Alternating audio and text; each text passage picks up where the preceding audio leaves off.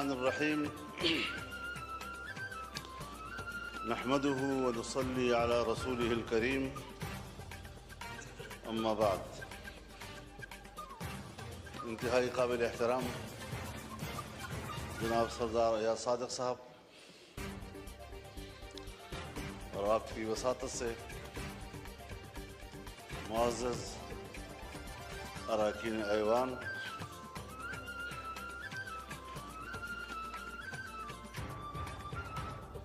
हल्फ बर्दारी के बाद मैं पहली मर्तबा ऐवान में हाज़िर हो रहा हूँ और ये भी इरादा है कि कुछ मौरूज़ात आपकी खिदमत में पेश कर सकूँ। मुझसे पहले जनाब असद कैसर साहब जो बात कर रहे थे, उनका जो मुतालबा था मेरे ख्याल में उनका मुतालबा सही था और जलसा करना उनका हक है और मैं उनके इस मुतालबे की हिमायत करता हूँ।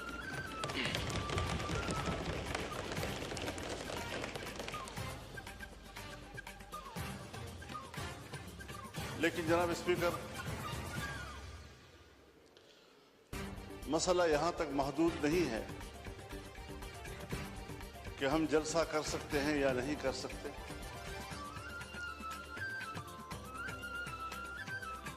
इस बात पर संजीदगी से गौर किया जाए कि हमारा मुल्क आज कहां खड़ा है।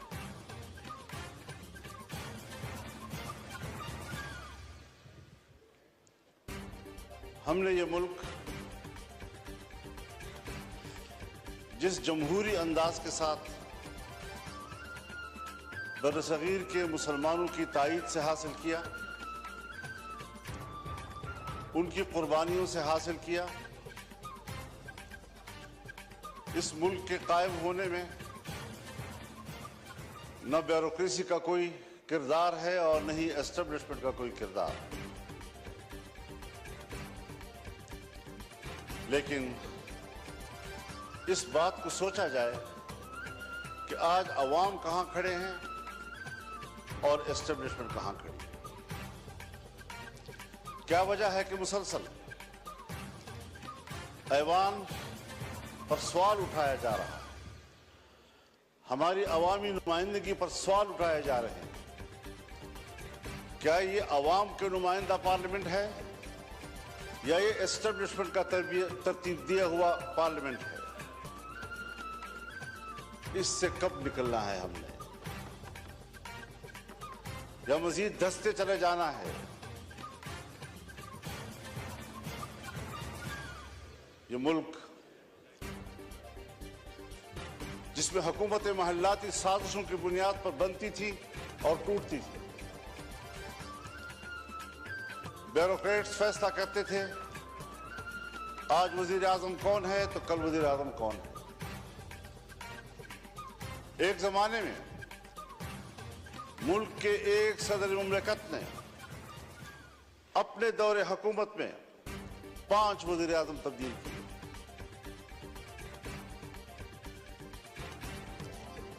बड़ी मुश्किल के साथ, अवाम की जद्दोजहद के साथ इस मुल्क में आम आदमी को वोट का हक मिला। पार्लिमानी तर्ज हुकूमत पर इत्तेफाक हुआ। इलेक्शन हो गए सन 1970 में, जिसे आज हम बतौर मिसाल पेश करते हैं। लेकिन इंतखाबात को बतौर मिसाल पेश करने के बाद क्या उसके नताइज पर भी हमारी नजर है, जिसके नतीजे में मुल्क 2 लख्त हो गया, हम पारा पारा हो गए। कायद आजम ने जो कौम को मोटो दिया था, इत्तेहाद, तंजीम और यकीन महकम, वो कहां रहा? कायद आजम का पाकिस्तान कहां है आज? शायद तारीख उसके हकायक से पर्दा उठाएगा। तारीख माफ नहीं करती किसी को। थोपा गया सियासतदानों पर और किरदार जनरल आगा यहया खान था। हुकूमत को चलने ही नहीं दिया गया। फिर माशाल्लाह, फिर हम कुछ संभले तो फिर माशाल्लाह सोचना यह है कि एस्टेब्लिशमेंट हमें जो नताइज मुरत्तब करके दे, जिनको यहां पर बैठने के लिए फहरिस्त में नाम शामिल करे, उस पर कब तक आप समझौते करते रहेंगे? कब तक हम ये सोचते रहेंगे, भीख मांगते रहेंगे उनके दरवाजों पर बैठकर? और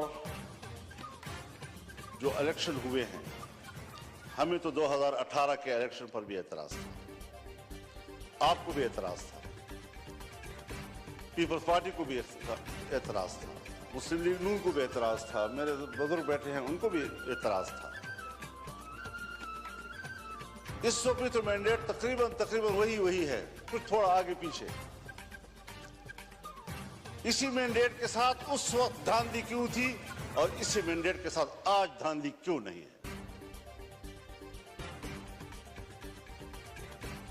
हज़रत, मुझे शर्म आती है, शायद मैं कुछ अपनी गुफ्तगू में ऐसी बातें कहूं जो आप समझेंगे कि मैं तजावुज कर रहा हूं, लेकिन सियासी आदमी उसे बात करनी होती है।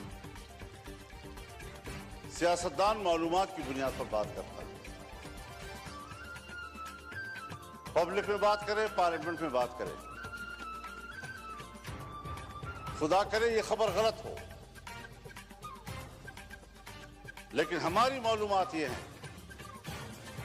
कि इस बार तो बाकायदा असेंबलियां बेची गई हैं और असेंबलियां खरीदी गई हैं।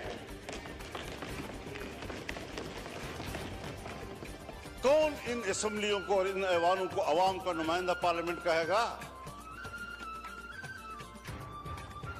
किस तरह हमारा ज़मीर मुतमईन है यहां पर बैठने में?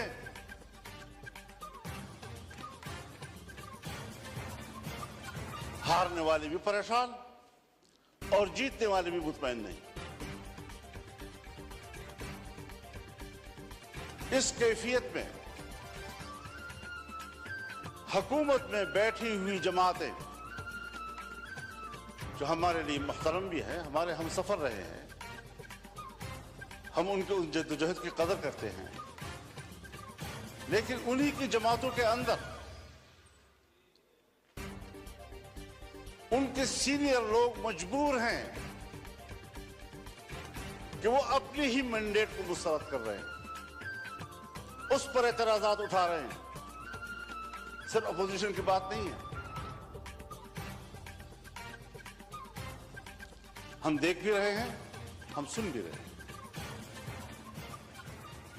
तो जमहूरियत आज कहां खड़ी है?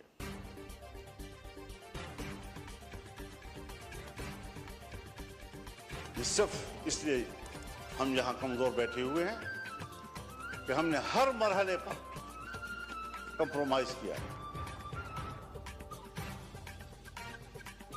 हमने अपने उसूल पे समझौते किए हैं, हमने अपनी जमहूरियत बेची है,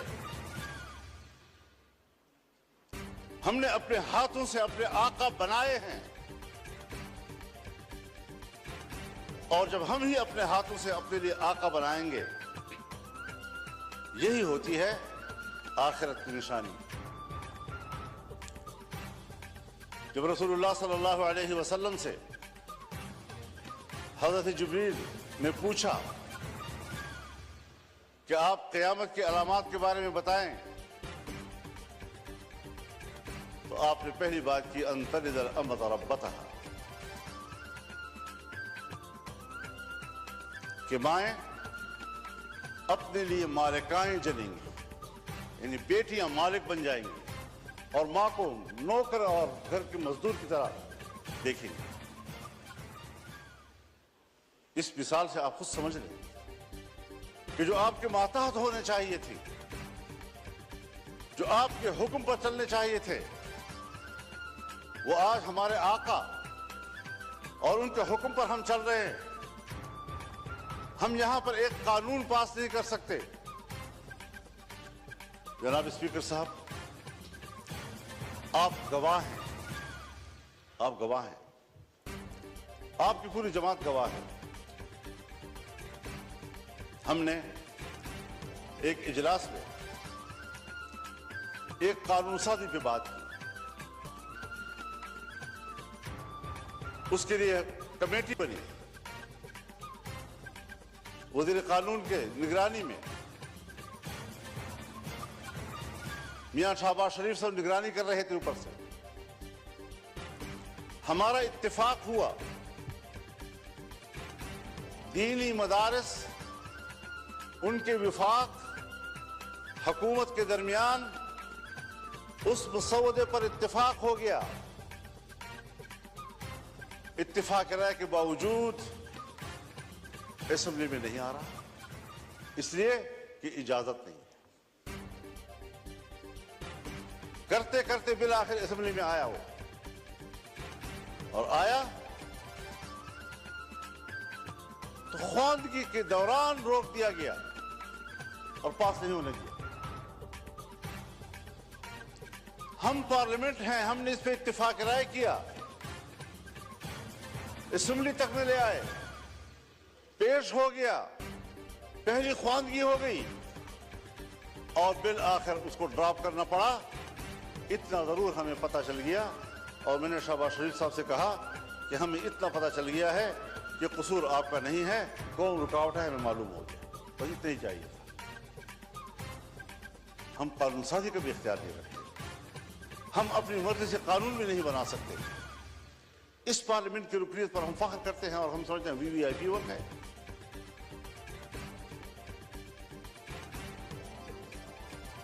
आज जरा मुआवजा तो कीजिए जनाब स्पीकर, हिंदुस्तान और हम एक ही दिन में आजाद हुए। 15 अगस्त 1947 को सुबह 8 बजे दिल्ली में लॉर्ड माउंटबेटन ने इंडिया के गवर्नर जनरल का हल्फ उठाया और कराची में कायद आज़म मोहम्मद अली जिन्नाह ने हल्फ उठाया। एक ही दिन हम आजाद हुए। आज वो दुनिया की सुपर ताकत बनने के ख्वाब देख रहा है और हम दिवालियापन से बचने के लिए भीख मांग रहे हैं कि डिफॉल्ट ना हो जाए हम लोग। ये किसके हाथों, कौन जिम्मेदार है उसका? घूमते फिरते फिर आएगी बात सियासतदान जिम्मेदार, हुकूमत नाकाम। दीवार के पीछे जो कुव्वतें हमें कंट्रोल करती हैं, जिनके बागडोर हमारे उनके हाथ में हैं, फैसले तो वो करें और मुंह हमारा काला करें, अवाम हमें गालियां दे, जिम्मेदार हमें ठहराएं। ये कौन सी सियासत है? हम कहां इस मुल्क को ले आए हैं कि आज आपका एक एक बच्चा 25 करोड़ आबादी का वो 2 और 3 लाख तक का बखरूस हो चुका है। खुश होते हैं, IMF ने नया किस्त जारी कर दिया, नया किस्त लाख 1.5 लाख का, करोड़ 1 अरब 1.5 अरब का होता है। लेकिन आपको कर्जे कितने दे रहे हैं? अपनी पैदावार किधर है हमारी, अपनी सलाहियत किधर है हमारी? हमने मुल्क को जुमूद का शिकार बना दिया। और कौमें जब जमूद का शिकार होती हैं तो फिर वो गिरती हैं, वो तरक्की नहीं कर सकती। फिर जरा हिसाब लगाएं, जिस हिंदू को हम सारे अलकाब देते थे, सारे बुरे अलकाब उनके, सारे अच्छे अलकाब हमारे, लेकिन नतीजे के लिहाज से कारकर्दगी की बुनियाद पर जरा उसका भी तजिया कर ले, अपना भी तजिया कर ले। घर में बैठे हुए हैं हम लोग, हम अवश्य से बात कर रहे हैं, क्यों एक दूसरे से बात छुपा रहे हैं? ये सारी वो चीजें हैं हमने मुल्क हासिल किया इस्लाम के नाम पर। आज पाकिस्तान दुनिया में एक सेकुलर स्टेट का रूप धारण चुका है। कहां है ला इलाहा इल्लल्लाह? 1973 में हमारा आईन बना, 1973 में इस्लामी नजरियाती कौंसिल बने, 1973 से आज तक तमाम कवानीन का जायजा लिया गया। अगर कोई खिलाफी इस्लाम कानून मौजूद है तो कुरान सुन्नत के मुताबिक कानून की सिफारिश की गई, सिफारिशात की रिपोर्टें ऐवान में आ गई, लेकर दी गई। कोई आप एक निशानदेही बहैसियत स्पीकर कर सकते हैं कि सन 1973 से लेकर आज तक उस काउंसिल की सिफारिशात पर इस पार्लियामेंट ने एक नहीं, एक। इसीलिए कि जिन लोगों को ऐवान में लाया जाता है, जिन लोगों से ऐवान भर दिए जाते हैं, उनको कुरान सुन्नत से कोई दिलचस्पी नहीं है, पाकिस्तान के नजरिए से कोई दिलचस्पी नहीं है। कैसे आप दुनिया में शनाख्त कराएंगे अपनी कि हम एक इस्लामी मुमलकत है? आपका आईन कहता है कि हाकिमियत अल्लाह रब्बुल आलमीन की हुई, और हम रूए जमीन पर अल्लाह की नियाबत करते हुए, अवाम के नुमाइंदे रूए जमीन पर अपने मुमलकत में अल्लाह की नियाबत करते हुए उनकी तालीमात के मुताबिक कानूनसाजी करेंगे। हमारी इनफरादी इज्तिमाई जिंदगी कुरान और सुन्नत किताबें होगी। ये मैं नहीं कह रहा, मेरा आईन कहता है। ये मेरा आईन कहता है कि इस्लाम पाकिस्तान का मुमलकती मजहब होगा। ये मेरा आईन कहता है कि कानून साजी कुरान और सुन्नत के ताबे होगी। ये मेरा आईन कहता है कि कुरान और सुन्नत के मुनाफिक कोई कानून साजी नहीं होगी।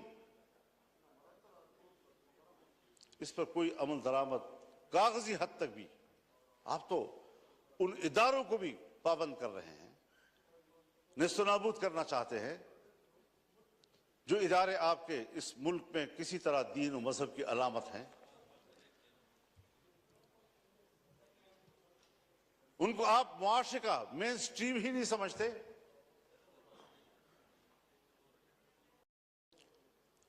तो जिस नजरिए पर मुल्क कायम हुआ था 75 साल में, उसका भी जरा हिसाब लगा ले आप कहां खड़े हैं। और मुमकिन है बहुत से लोग समझे कि मजहब नहीं है तो कोई चीज नहीं, कोई मसला ही नहीं है। लेकिन बहुत से लोग हैं जो जमहूरियत की बात तो करते हैं, मजहब की बात भला ना करें, जमहूरियत की बात तो करते हैं। तो हम सब मिलकर सोचें जरा कि जमहूरियत किधर है हमारी।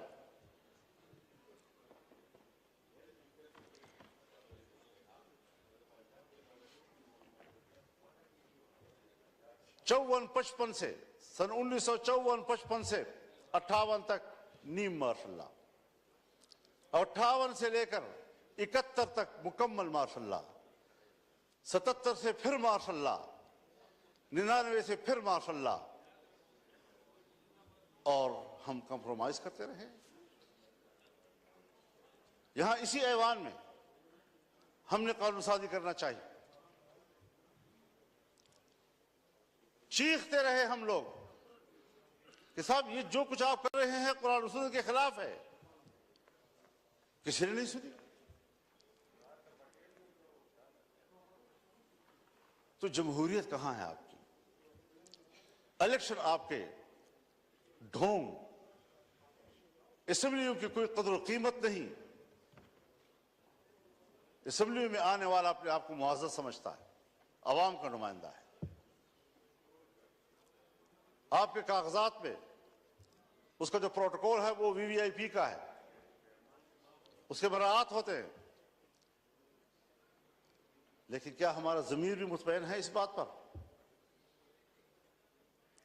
वस्तफ्ति नफ्सक, अपने ज़मीर से पूछ लो पहले, क्या वाकई हम मुतमईन हैं इन नताइज से? और जनाब अयाज़ साहब, क्या वाकई आप लाहौर के नताइज से मुतमईन हैं? अल्लाह आपको मुतमईन रखे जी, अल्लाह आपको मुतमईन रखे। लेकिन हर चंद के है नहीं है।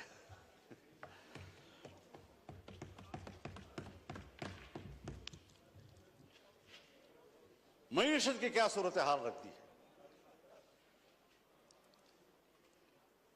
कर्जों पे हम जिंदगी गुजार रहे हैं, अपने वसाइल के करीब तक नहीं जाते, अमन अमान नाम का कोई चीज नहीं है। मुल्क को किधर ले जा रहे हैं आप लोग?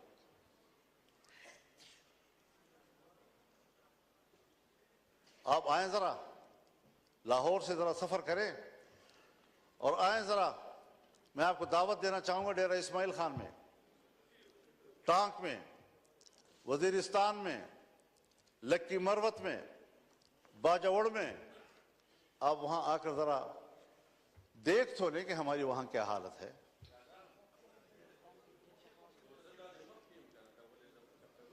हमें तो इलेक्शन में निकलने नहीं दिया गया।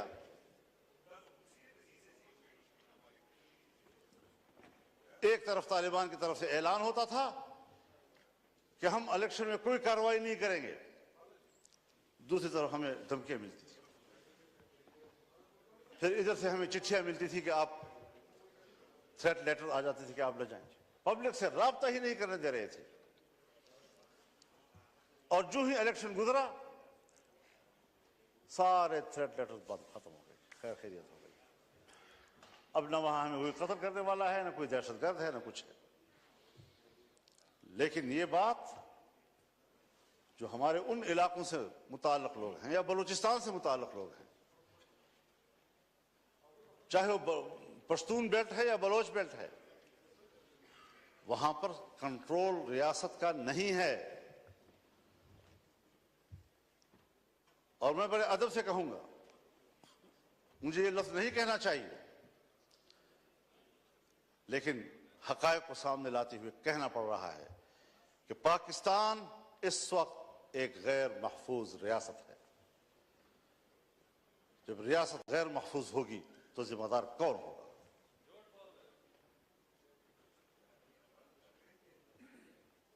दहशतगर्दी के खिलाफ लड़ने की पॉलिसी बनाई जनरल मुशर्रफ साहब के दौर में। जो अमेरिका ने कहा वो हम पे मुसल्लत कर दिया गया, और आज तक उस पॉलिसी में कोई फर्क नहीं आ रहा। ऑपरेशंस हुए, तालिबान का खात्मा कर दिया, दहशतगर्द खत्म हो गए। आज उससे कई गुना ताकतवर बनकर कैसे आ गए?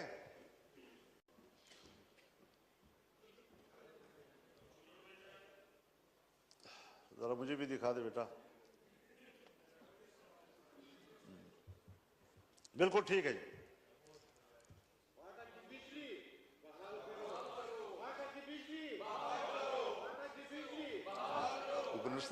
जी मौलाना साहब, जी मौलाना साहब, बस बोलिए हमारे।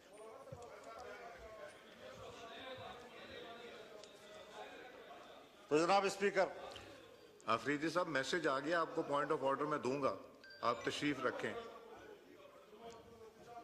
मैसेज हो गया आफरीदी साहब, मैसेज हो गया। आपकी जमात ने नाम नहीं लिखा था, मैंने आपका नाम लिखा है, और ये इंपॉर्टेंट इशू है। मैं इसको टेकअप करूंगा। अभी मैं MQM के दोस्त को दूंगा, फिर आपको दूंगा। जी मौलाना साहब। हाँ तरह करना।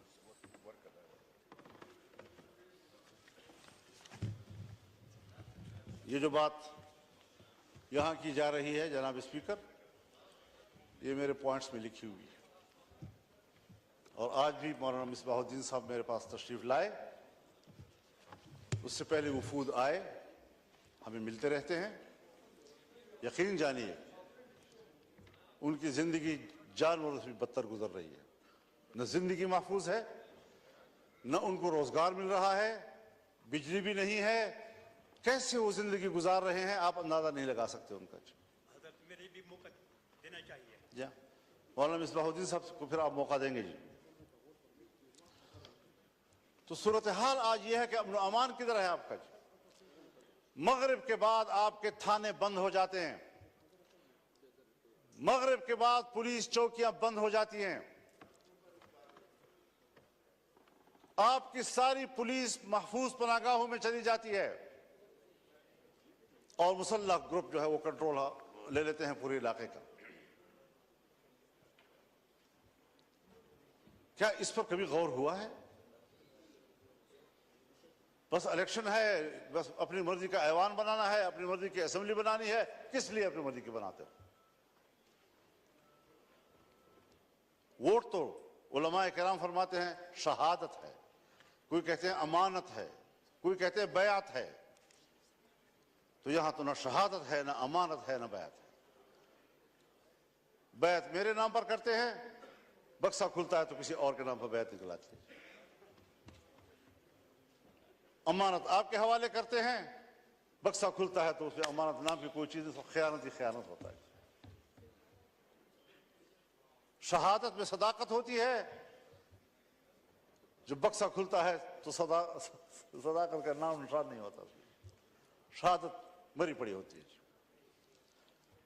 इस सारी सूरत हाल में हमें जरा बताए कहां हम खड़े हैं। बाजवा साहब फरमाया करते थे कि हमने बाढ़ लगा दिया है और अब कोई अफगानिस्तान न जा सकेगा न आ सकेगा। वो बाढ़ किधर है? उस बाढ़ पर जो अरबों रुपए खर्च हुए वो किधर हैं? कोई पूछ सकता है उनसे? और 30-40 हजार नौजवान यहां से कैसे गए उधर? 20 साल वहां लड़े, बाढ़ भी लग गया था, फिर वो उससे बढ़कर ताकतवर बनकर कैसे वापस आए? अफगानिस्तान से आप जरूर गिला करें कि हमने जिनको पकड़ा है, जिनको मारा है, उसमें अफगानी नेशनल भी हैं। बिल्कुल गिला करें आप उनसे कि उनकी सरजमीन से कैसे लोग इधर आए। उनसे कोताही हुई कि उन्होंने अपने सरहद पर उनको कंट्रोल नहीं किया, लेकिन आप भी तो सरहद पर बैठे हैं, आप क्यों नहीं रोक सके उनको? कैसे मुझ तक रसाई की और मुझ पर हमला कर दिया? कैसे आए और बाजौड़ में मैंने 80 लोगों की लाशें उठाई एक ही जलसे में? ये तल्ख वाकयात कोई हमें समझाए तो सही, क्या सियासत हो रही है? मेरे ख्याल में उसूल एक ही है, वही उसूल जो अमेरिका ने अपनाया है कि इस्लामी दुनिया में और कमजोर दुनिया में दहशतगर्दी और अस्करियत पैदा करो, और जहां पर कोई ऐसी अस्करियत पैदा होगी वहां पर अमेरिका को अपनी फौजें ले जाने का जवाब हासिल होगा। दहशतगर्दी उसकी जरूरत है। इस्लामी दुनिया पर अपनी गिरफ्त मजबूत करना, इस्लामी दुनिया में फौजें उतारना। आज तमाम अरब ममालिक के अंदर अमेरिकी फौजें मौजूद हैं, कहीं पर 5000, कहीं पर 3000, कहीं पर 2000, कहीं पर 1000, कहीं पर 500। कोई भी मुल्क ऐसा नहीं है अरब दुनिया का कि जिसके अंदर उनके फौज मौजूद ना हो, जिनके समंदर में उनके बेड़े मौजूद ना हो। पूरी इस्लामी दुनिया को कंट्रोल कर रहा है। क्या मतलब? मैं तो अमन के लिए जा रहा हूं, इंसानी हुकूक के लिए जा रहा हूं। कौन से इंसानी हुकूक? वो इंसानी हुकूक जो ग्वांटानामो में हमें नजर आए, जहां तुमने मुसलमानों को बरहना करके बंद कोठरियों में फेंका, जिनके बर्फ के तोदों के ऊपर उनको लिटाकर उनके ऊपर बैठकर सिगरेट पीते रहे। आज भी बगराम और शबरगान के उकूबत खाने उनके खून से लथपथ हैं। गवाहियां दे रहे हैं कि यहां क्या मजालिम किए उन्होंने।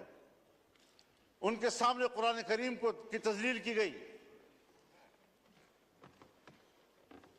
कोई है जो इस पहलू पर भी बात कर सके?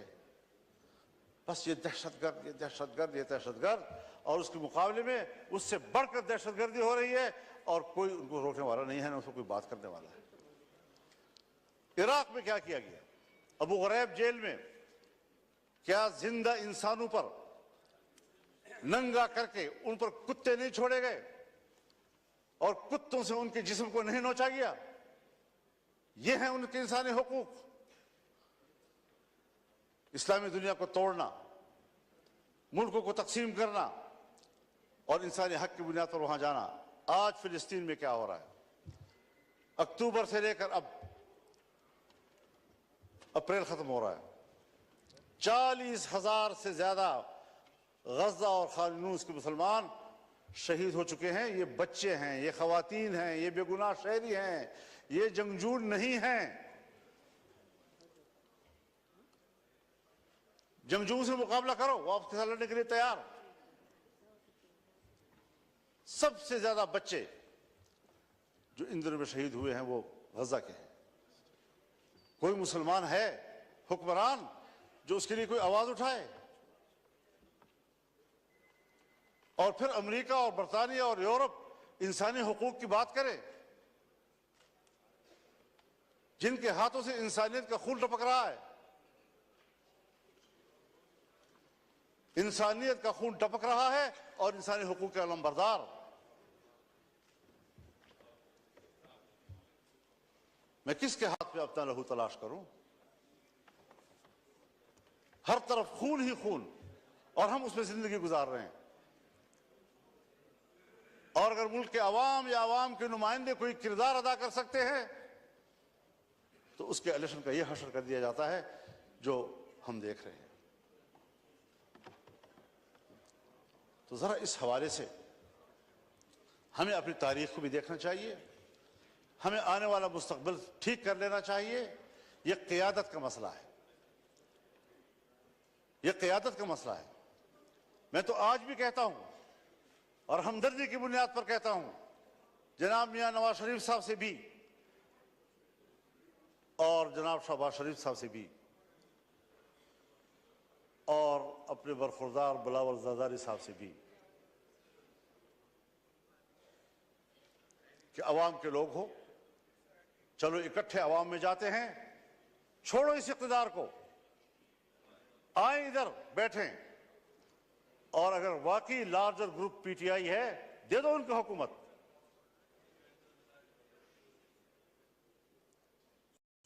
लेकिन शायद मेरी बात जरा अहमुकों वाली से लग रही होगी आप लोगों को कि क्या कह रहा है, कहां से बोल रहा है।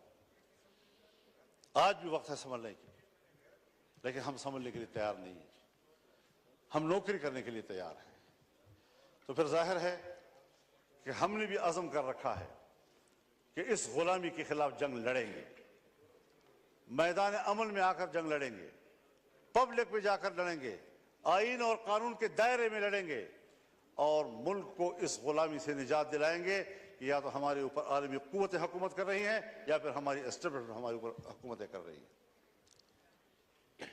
ये निज़ाम हमें कबूल नहीं है।